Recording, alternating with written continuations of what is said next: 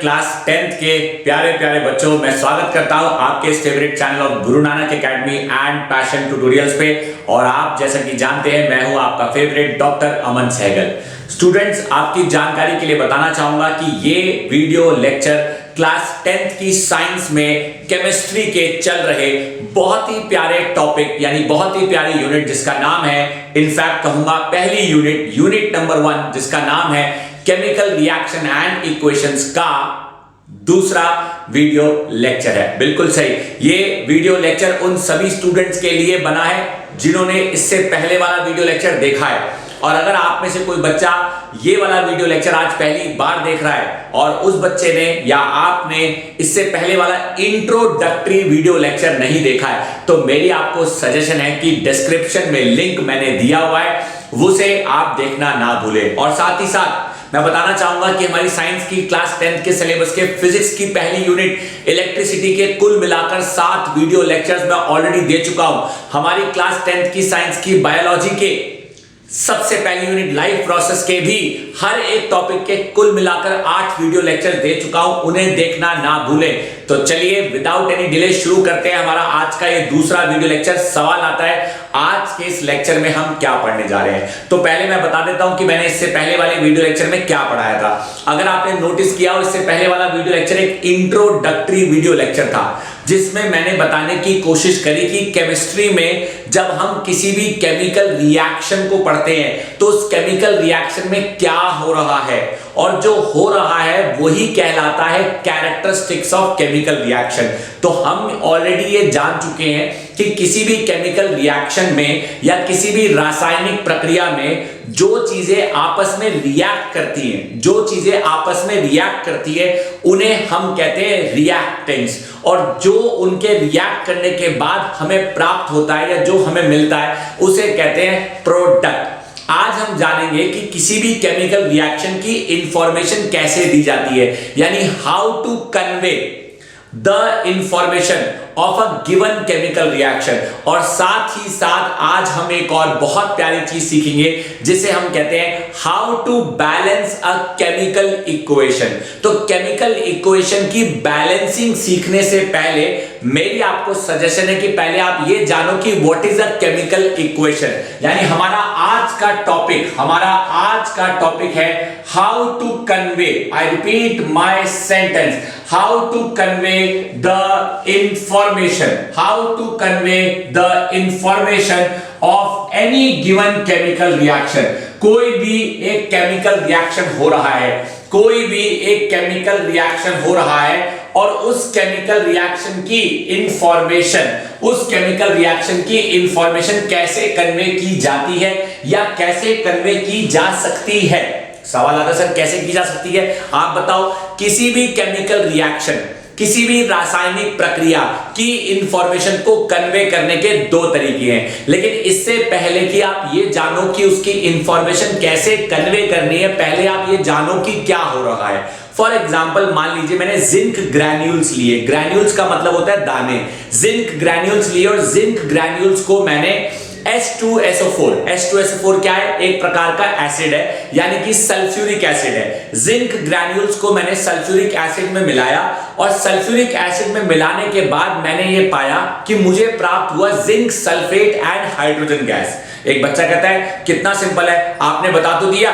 भाई हमारा टॉपिक चल रहा है how to convey the information of any given chemical reaction.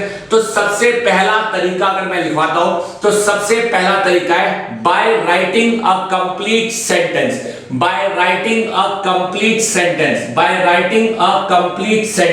अगर मैं सबसे पहला तरीका अपनाता हूं by writing the complete sentence, तो मैं क्या लिखूंगा, मैं लिखूंगा zinc element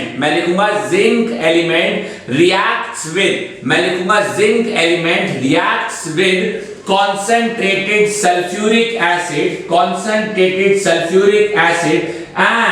and results in the formation of zinc sulfate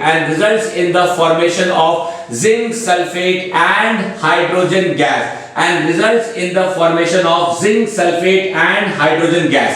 आप नोटिस करिए क्या ये तरीका क्या ये तरीका गलत है इंफॉर्मेशन देने का? मैंने तो ऐसा बिल्कुल भी नहीं कहा कि ये तरीका गलत है इंफॉर्मेशन देने का, लेकिन ये तरीका सही भी नहीं माना जाता। सही नहीं माना जाता का मतलब ये नहीं है कि गलत है, सही नहीं माना जाता मतलब प्रेफरेबल नहीं है। एक बच्चा कहता है क्यों यार, केमिस्ट्री में बच्चों कितने सारे केमिकल रिएक्शन हो रहे हैं, अगर हर एक केमिकल रिएक्शन को हम इस तरह से सेंटेंस लिखकर कन्वे करने की कोशिश करेंगे तो फिर तो हो गया काम।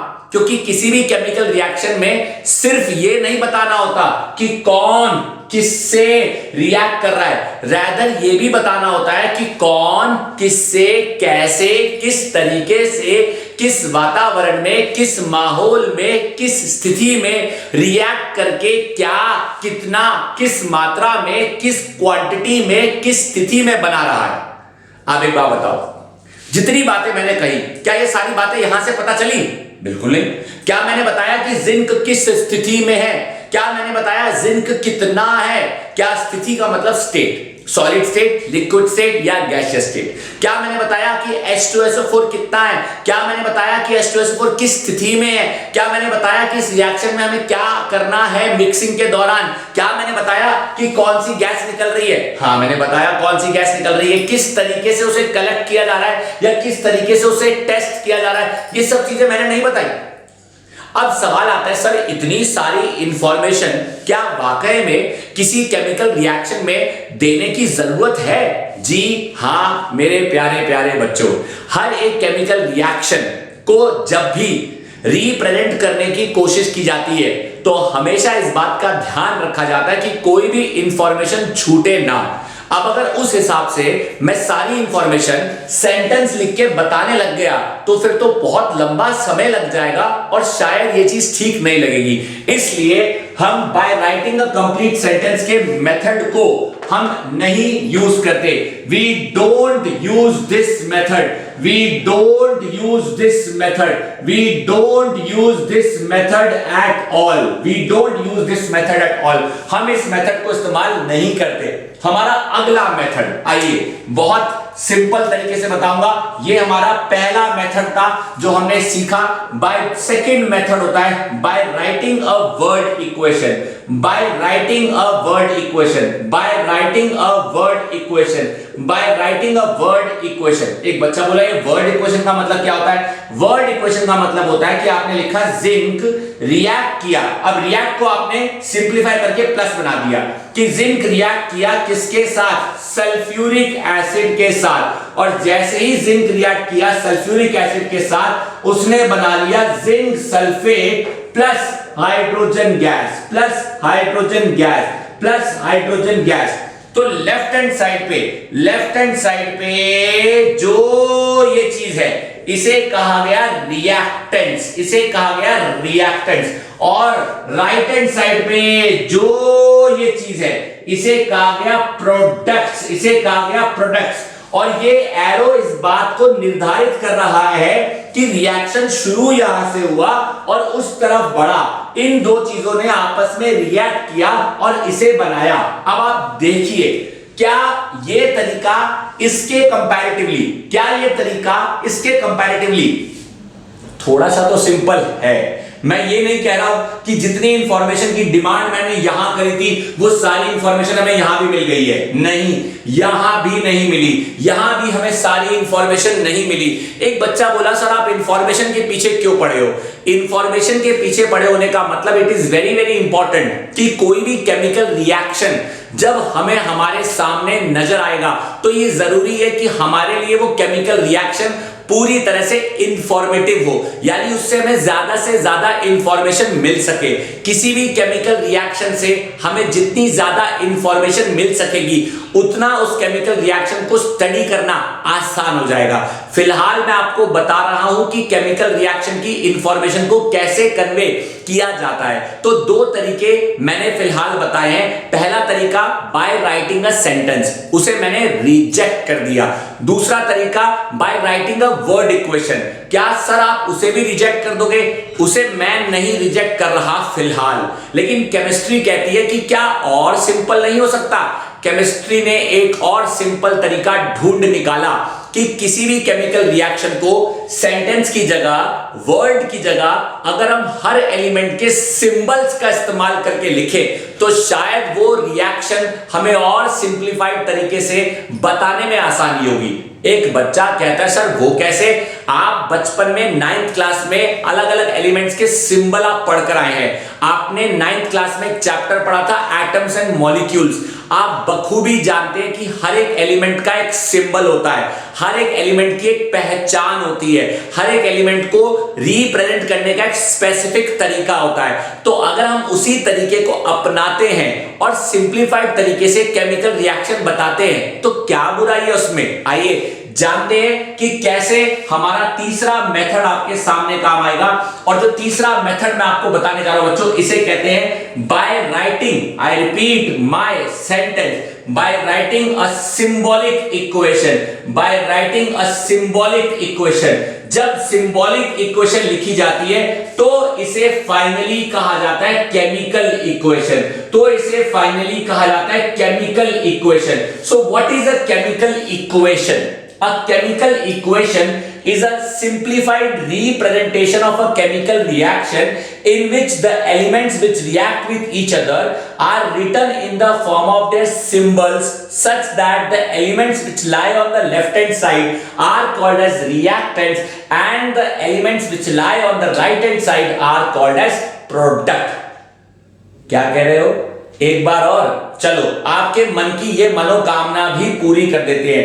A chemical reaction is a simplified way of representing. Rather, I should say that a chemical equation is a simplified way of representing a chemical reaction such that it is written in the form of the symbol of the elements which are involved in it. The elements which are written on the left hand side are called as reactants and the element which are written on the right hand side are called as product. A single headed arrow is drawn between them which shows that reactants have resulted in the formation of a product as shown below। जरा एक बार गौर से देखिए, zinc की जगह मैंने लिखा Zn और sulphuric acid की जगह लिखा मैंने H2SO4 और मैंने बना लिया ZnSO4 प्लस H2। जरा एक बार देख लीजिए, जो मैं आपको हूं बता रहा इसे समझ लीजिए और मन में आ जाए कोई सवाल तो आप मुझसे पूछ लीजिए। किसी भी केमिकल इक्वेशन को लिखने का ये सबसे बेस्ट तरीका है, किसी भी केमिकल इक्वेशन को लिखने का ये सबसे बेस्ट तरीका है। इसलिए मैं आगे से हूं हट गया ताकि आपको नजर आए कि एग्जैक्टली टीचर क्या पढ़ाना चाह रहा है, एग्जैक्टली टीचर ने क्या बताया है कि what is a chemical equation. यानी बहुत सिंपल शब्दों में मैंने आपको ये बता दिया that it is the shortcut method of representing a chemical reaction in terms of their symbol or formula, where reactants are written on the left hand side and product are written on the right hand side. Such a representation is called as a chemical equation. I hope my dear class 10th के प्यारे प्यारे बच्चों आपको इतना basic ज्ञान समझ आ गया होगा कि केमिकल इक्वेशन होती क्या है और केमिकल इक्वेशन को कैसे लिखा जाता है। एक बच्चा कहता है how does it really matter? Sir अभी भी बहुत सारी वो इंफॉर्मेशन इस इक्वेशन को देखकर नहीं पता चलती जिसका जिक्र आप काफी देर से करते आ रहे हो।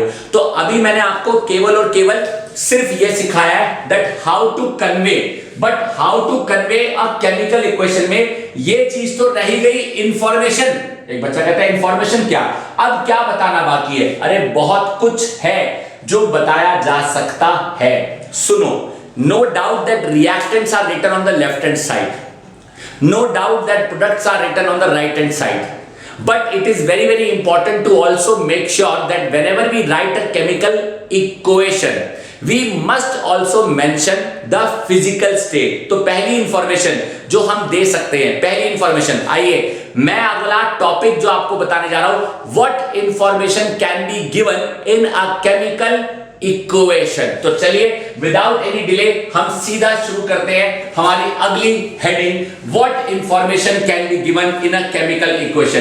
यानी किसी भी केमिकल इक्वेशन में क्या इंफॉर्मेशन दी जा सकती है। तो यहां पे मैंने इस हेडिंग को मिटा दिया है और इस हेडिंग को मिटाकर आपको जो अगला टॉपिक मैं पढ़ाने जा रहा हूं, इनफैक्ट जो अगला टॉपिक बताने जा रहा हूं, वो टॉपिक बहुत इंटरेस्टिंग और बहुत इंपॉर्टेंट है, इसलिए आप ध्यान से सुनना। टॉपिक क्या है पहले समझ लो, क्या कहना चाह रहा है ये जान लो। How to make a chemical equation, how to make a chemical equation informative, यानी किसी भी केमिकल इक्वेशन को इंफॉर्मेटिव कैसे बनाया जा सकता है। तो इसका सिंपल आंसर है कि किसी भी केमिकल इक्वेशन को इंफॉर्मेटिव बनाया जा सकता है बाय यूजिंग सम टर्म्स। तो सबसे पहली चीज, हम किसी भी केमिकल इक्वेशन में रिएक्ट करने वाले रिएक्टेंट्स और प्रोडक्ट की फिजिकल स्टेट को दिखाया जा सकता है, फिजिकल स्टेट को दिखाया जा सकता है, फिजिकल स्टेट को दिखाया जा सकता है। दूसरा important point, whether, I repeat my sentence, whether the reaction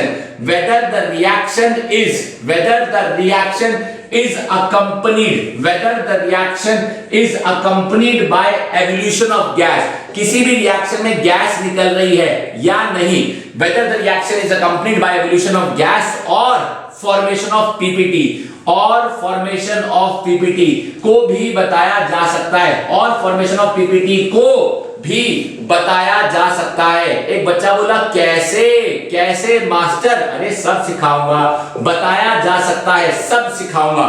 तीसरा पॉइंट कहता है whether the reaction, I repeat my sentence, whether the reaction is exothermic, whether the reaction is exothermic or endothermic, whether the reaction is exothermic or endothermic भी बताया जा सकता है, एक बच्चा बोला भाई मास्टर कैसे भी बताया जा सकता है। और भी बहुत सारी इंफॉर्मेशन है जो आप धीरे धीरे सीख जाओगे, लेकिन ये 3 मेजर इंफॉर्मेशन है जो किसी भी केमिकल रिएक्शन में इंफॉर्मेशन के रूप में अगर दी जाए तो सबसे अच्छी बात है। मतलब कि अगर कोई भी रिएक्टेंट किसी दूसरे रिएक्टेंट के साथ रिएक्ट कर रहा है तो उस रिएक्टेंट की फिजिकल स्टेट क्या है, सॉलिड है, लिक्विड है, गैस है, एक्वस है। एक बच्चा कहता है सर सॉलिड समझ आया, लिक्विड समझ आया, गैस समझ आया, ये एक्वस का क्या मतलब होता है? एक्वस का मतलब होता है अगर किसी चीज को पानी में घोला हुआ है, यानी उसका सॉल्यूशन तैयार किया गया है। अगर किसी चीज का सॉल्यूशन तैयार किया गया है तो उसे एक्वस कहा जाता है, अदरवाइज उसे हम सिंपल लिक्विड भी लिख सकते हैं। किसी चीज को अगर पानी में मिलाया जाएगा तो उसे एक्वस कहा जाएगा। तो चलिए आपको ये चीज समझाता हूं एग्जाम्पल के तौर पे।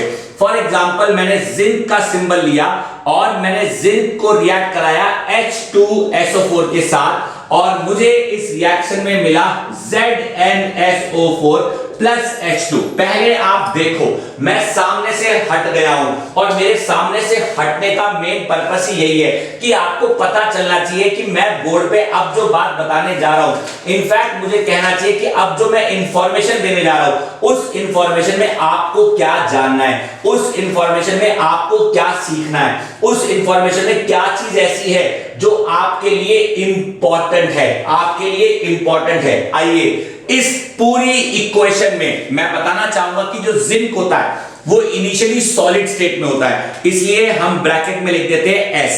H2SO4 हम लिक्विड स्टेट में ना लेके पानी में लेते हैं क्योंकि डाइल्यूट लेते हैं, अगर कॉन्सेंट्रेटेड लेंगे तो वो लिक्विड होगा। और ZnSO4 क्योंकि लिक्विड कंडीशन में प्राप्त होता है लेकिन घुला हुआ प्राप्त होता है तो वो एक्वस होता है। और जो गैस हमें प्राप्त होती है प्लस H2 वो इवॉल्व आउट होती है, इसलिए गैस जब भी बाहर निकलेगी तो एरो बनाएंगे, हमेशा याद रखना। तो बहुत सिंपल शब्दों में आपको बता दूं कि फिजिकल स्टेट में हम सॉलिड के लिए लिखते हैं S, लिक्विड के लिए लिखते हैं L और एक्वस के लिए लिखते हैं AQ और गैस के लिए लिखते हैं G।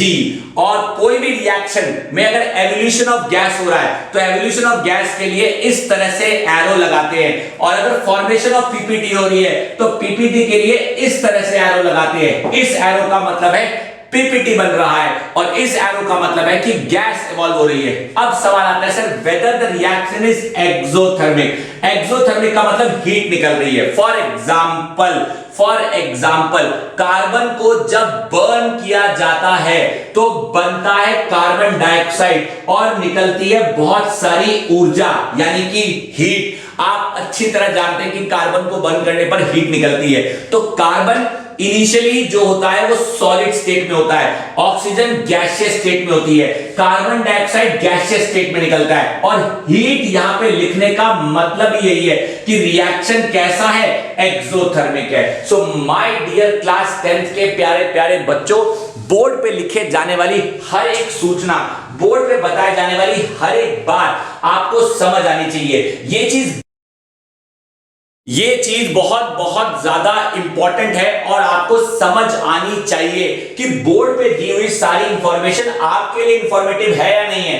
अगर ये सारी इंफॉर्मेशन आपके लिए इंफॉर्मेटिव है तो इसका मतलब आप साफ साफ समझ जाओ कि कैसे केमिकल रिएक्शन को या केमिकल इक्वेशन को इंफॉर्मेटिव बनाया जा सकता है। अब एक एग्जांपल और लेते हैं, तीसरा एग्जांपल। फॉर एग्जांपल नाइट्रोजन को जब ऑक्सीजन के साथ कंबाइन किया गया तो बना नाइट्रोजन मोनोऑक्साइड।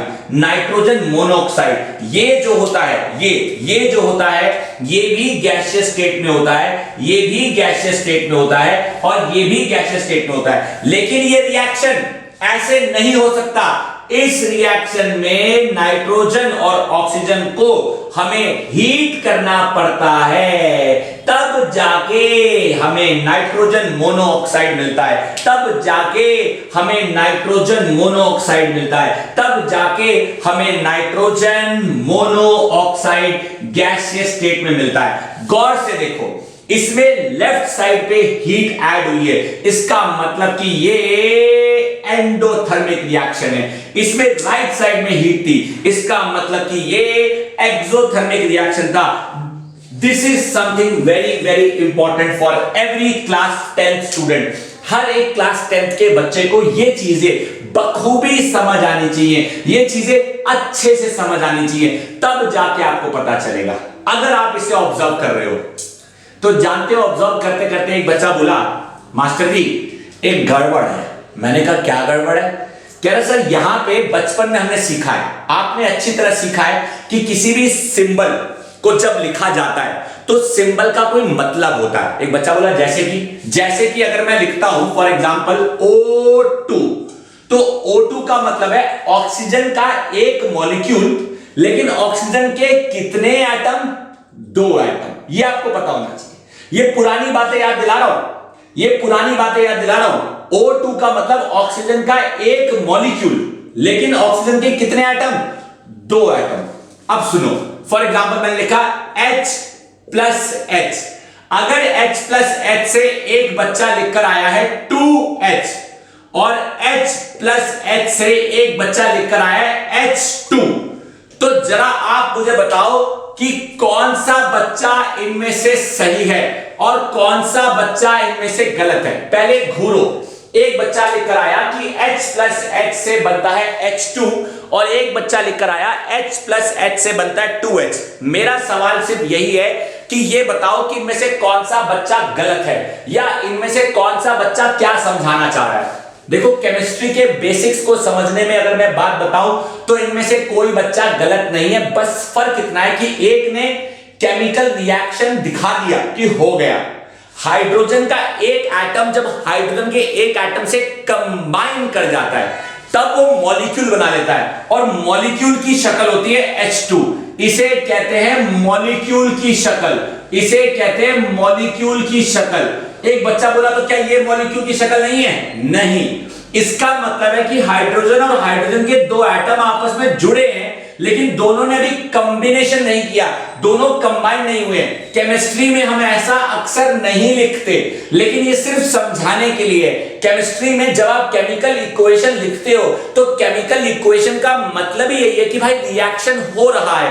तो एक बच्चा कहता है फिर ये क्यों बताया जा रहा है? यार ये सिर्फ बताया जा रहा है आपको कि H2 का मतलब हाइड्रोजन के 2 एटम जिन्होंने अभी मॉलिक्यूल नहीं बनाया है।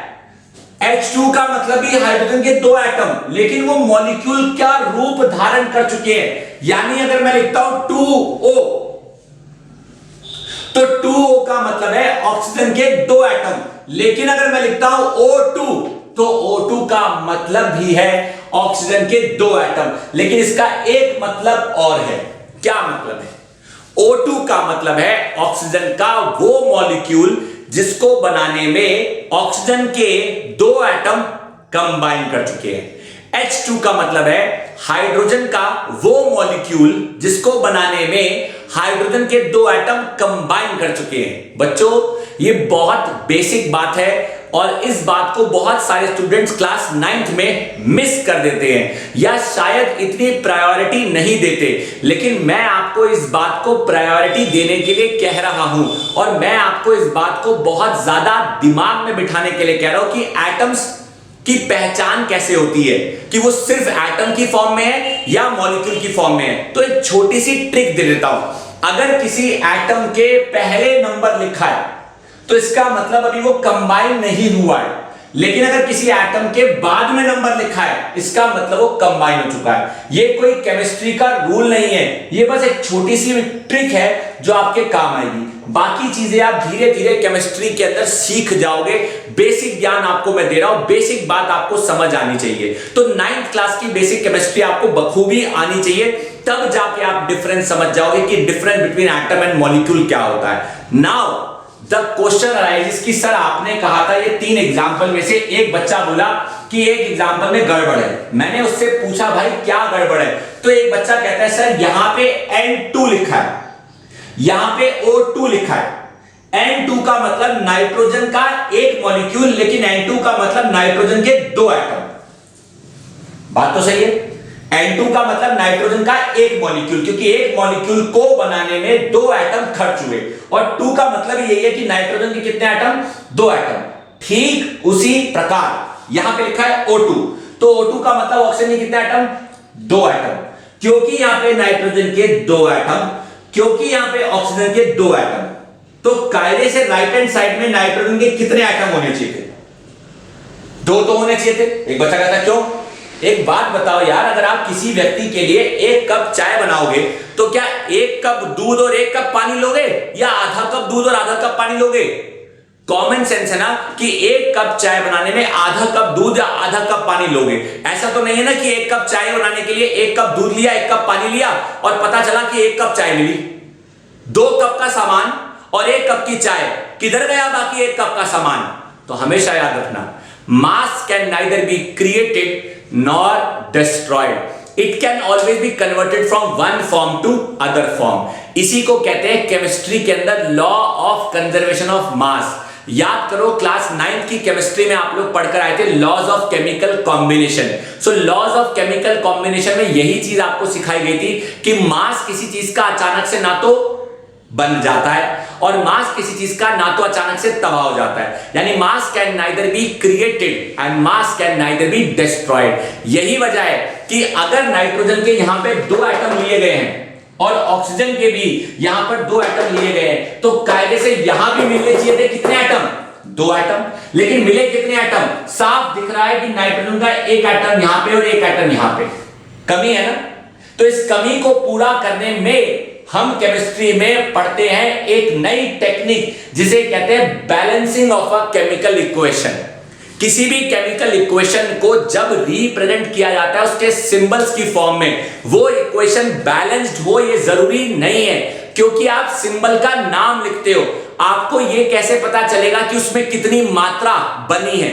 और कितनी मात्रा बनी है ये इस बात पर डिपेंड करता है कि कितनी मात्रा मिक्स की गई। तो जब यहां पे नाइट्रोजन के 2 एटम लिए गए, ऑक्सीजन के 2 एटम लिए गए, तो कायदे से यहां भी नाइट्रोजन के 2 एटम और ऑक्सीजन के 2 एटम होने चाहिए थे। एक बच्चा कहता है लेकिन सर बना तो नाइट्रोजन मोनोऑक्साइड। अरे मैं भी ये कह रहा हूं कि अभी भी नाइट्रोजन मोनोऑक्साइड बना, लेकिन नाइट्रोजन मोनोऑक्साइड के 2 मॉलिक्यूल बने, एक नहीं बने, 2 बने। तो एक नाइट्रोजन मोनोऑक्साइड में एक नाइट्रोजन एक ऑक्सीजन और दूसरे नाइट्रोजन मोनोऑक्साइड में भी एक नाइट्रोजन और एक ऑक्सीजन, बराबर हो गए 2 nitrogen 2 nitrogen 2 oxygen 2 oxygen. This is called as my dear students balancing of a chemical equation. इस वीडियो लेक्चर का आखिरी टॉपिक जो अब मैं शुरू करने जा रहा हूं, जिसे हम कहते हैं how to balance a chemical equation. अब मेरी बात थोड़ा सा ध्यान से सुनो बच्चों। Balancing of a chemical equation के हजारों टीचर हजारों तरीके सिखा सकते होंगे। एनसीईआरटी में कुछ लिखा है, रिफ्रेशर्स में कुछ लिखा है, अलग अलग किताबों में बहुत सारी बातें लिखी हैं। पर जानते हो मेरा क्या मानना है? मेरा मानना है कि केमिस्ट्री के अंदर बैलेंसिंग करने के लिए कोई ट्रिक, कोई टेक्निक काम नहीं आनी चाहिए। हाँ बच्चों, मेरा यही मानना है, क्योंकि मुझे आपको सिर्फ 10th क्लास की केमिस्ट्री के लिए तैयार नहीं करना है। मुझे आपको ऐसा तैयार करना है कि आज से भविष्य में आप जब भी केमिस्ट्री पढ़ो तो आप केमिस्ट्री के ज्ञाता होने चाहिए। आप फॉर्मूलों के पीछे या ट्रिक्स के पीछे मत भागो अनटिल एंड अनलेस वो आपको स्पेसिफिकली बताई ना जाए। In fact balancing of a chemical equation के लिए मैं आपको कोई ट्रिक, कोई फॉर्मूला, कोई टेक्निक नहीं बता रहा हूं। तो फिर सर कराओगे कैसे? मेरा हथियार जिससे मैं आपको बैलेंसिंग सिखाऊंगा वो बहुत सिंपल है, उसे कहते हैं लॉजिक का हथियार। लॉजिक लगाओ, आंसर पाओ, टेंशन भगाओ। लॉजिक लगाओ, आंसर पाओ, टेंशन भगाओ। एक बच्चा बोला ये लॉजिक कहां से आया? लॉजिक यहां से आया, और ये आपको थोड़ा सा लगाना पड़ेगा। थोड़ी सी नकल, थोड़ी सी अकल।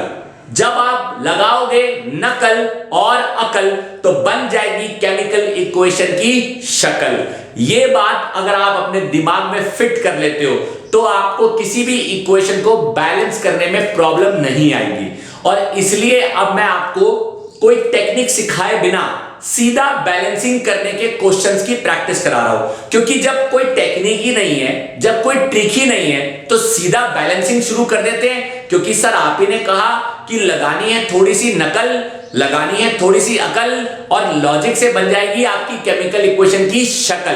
तो विदाउट एनी डिले चलिए अब हम करने जा रहे हैं how to balance a chemical equation. इस वीडियो का आखिरी पड़ाव, और मैं आपके सामने इक्वेशन को बैलेंस करने की कोई टेक्निक नहीं बता रहा हूं, सीधा लॉजिक समझा रहा हूं। और आप इस लॉजिक की मदद से इक्वेशंस को आसानी से बैलेंस कर पाएंगे। आप इक्वेशंस को आसानी से बैलेंस कर पाएंगे। तो हमारे इस टॉपिक का नाम ही है हाउ टू बैलेंस। हमारे टॉपिक का नाम है how to balance a chemical equation. How to balance a chemical equation, यानी केमिकल इक्वेशन को कैसे बैलेंस किया जाता है। और मेरे द्वारा बताए जाने वाली जो लॉजिक कह लीजिए या टेक्निक कह लीजिए या ट्रिक कह लीजिए, कुछ नहीं है। सिंपली लॉजिक लगाओ, सिंपली लॉजिक लगाओ।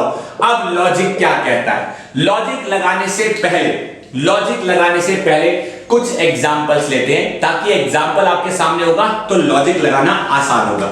Late us take example one कि मैग्नीशियम का रिबन हमने बर्न किया और ऑक्सीजन के साथ उसने कंबाइन किया और मैग्नीशियम ऑक्साइड बना। अब ध्यान से देखो, कुछ नहीं करना है, आपको हर एक एटम का सिंबल देखना है। यहां मैग्नीशियम के कितने एटम है? भाई एक एटम। वहां मैग्नीशियम के कितने एटम है? भाई एक एटम। बराबर है मैग्नीशियम तो। यहां ऑक्सीजन के कितने एटम है? दो एटम है। वहां ऑक्सीजन के कितने एटम है? एक एटम। तो कम है वहां पे। अब उसको पहले बराबर करेंगे। ऑक्सीजन के दो एटम बनाने के लिए हम यहां पे 2 नहीं लगाएंगे, शुरुआत में लगाएंगे। तो यहां पे 2 लगाया। एक बच्चा बोला सर ऑक्सीजन को 2 बनाने के चक्कर में मैग्नीशियम भी तो 2 बन गया।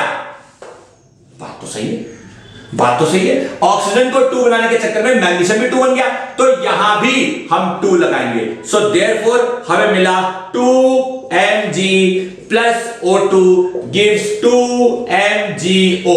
देख लो, हर इक्वेशन को कराने के बाद मैं आगे से हट जाऊंगा ताकि आपको बातें समझ आए कि एग्जैक्टली चल क्या रहा है। आपको पता चलना चाहिए कि मैंने इस इक्वेशन में क्या किया, क्योंकि केमिस्ट्री पढ़ रहे हो, तो हर एक सिंबल का नाम भी पता होना चाहिए। ये पता हो तो अच्छी बात है। Magnesium plus oxygen forms magnesium oxide, magnesium plus oxygen forms magnesium oxide.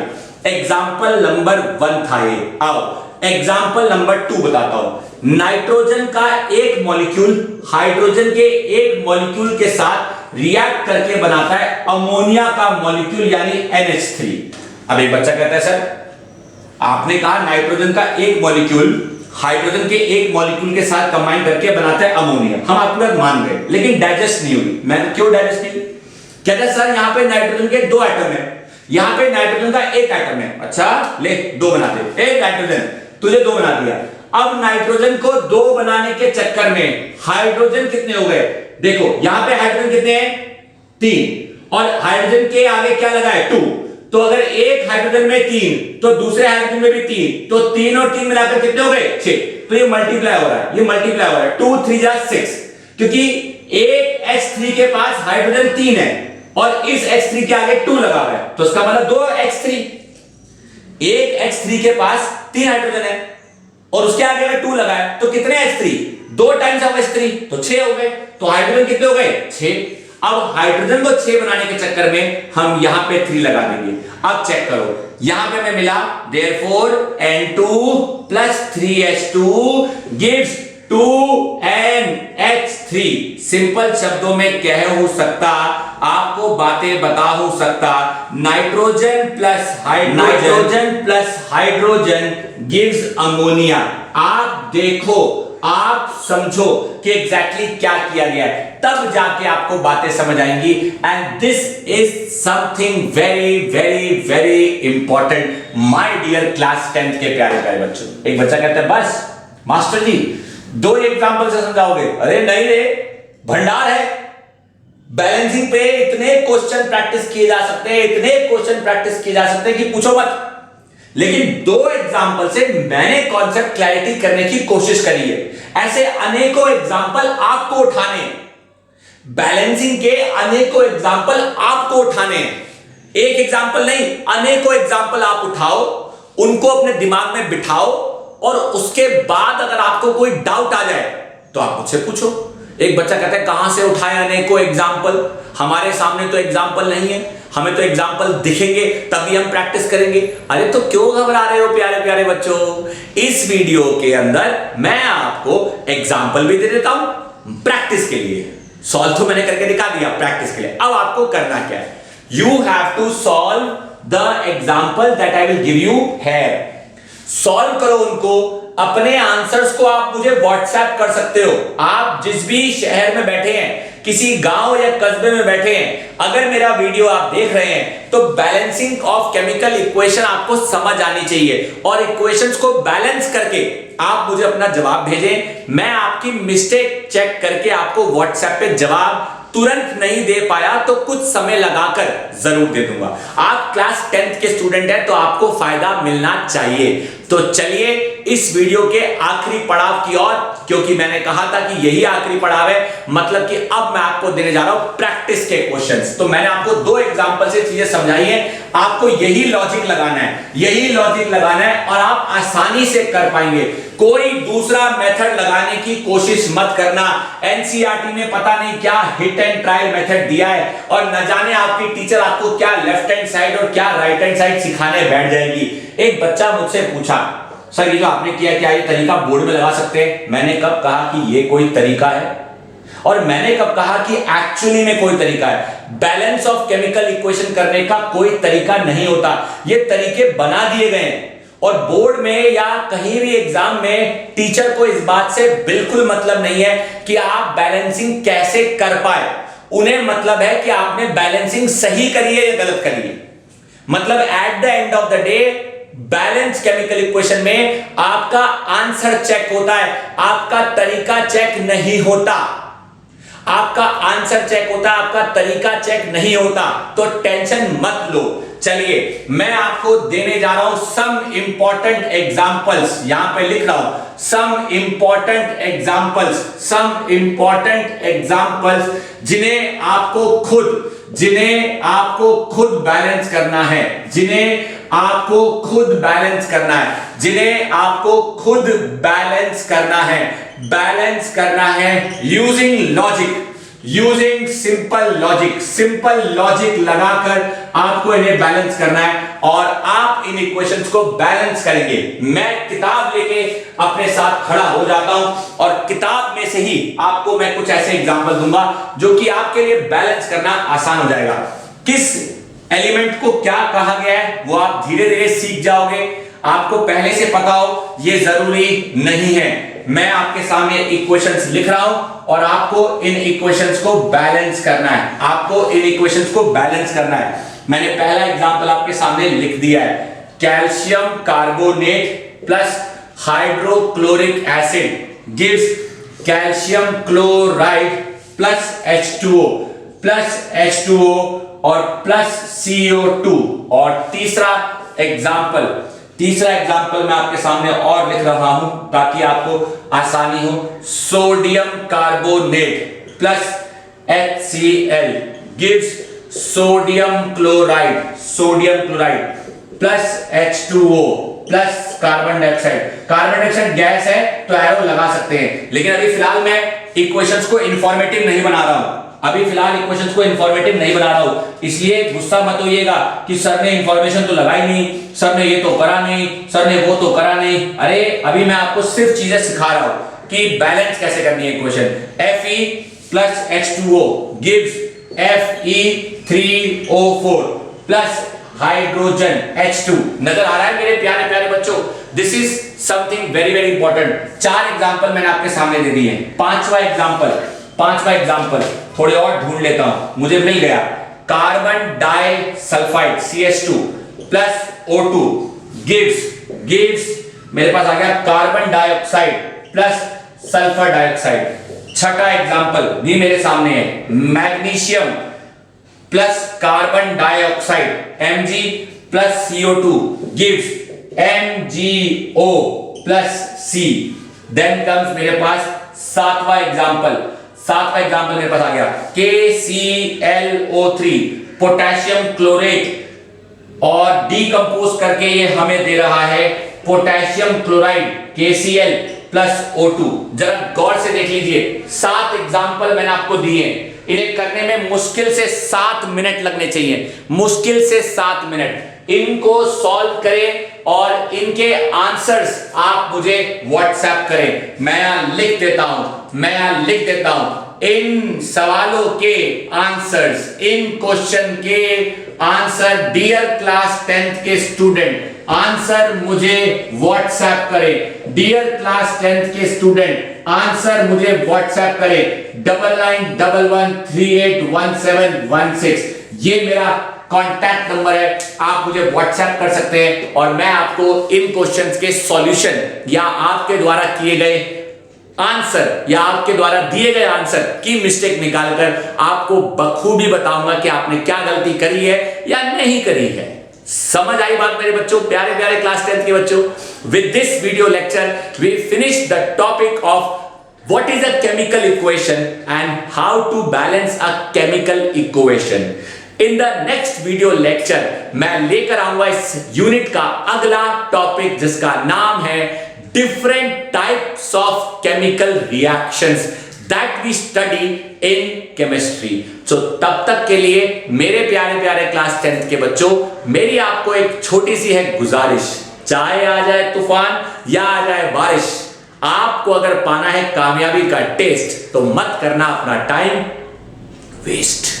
So dear students, do not forget to spread, share, like, comment, subscribe the video, the channel with yourself and with your maximum friends. अपना कीमती समय देने के लिए धन्यवाद और शुक्रिया। Thank you बच्चों।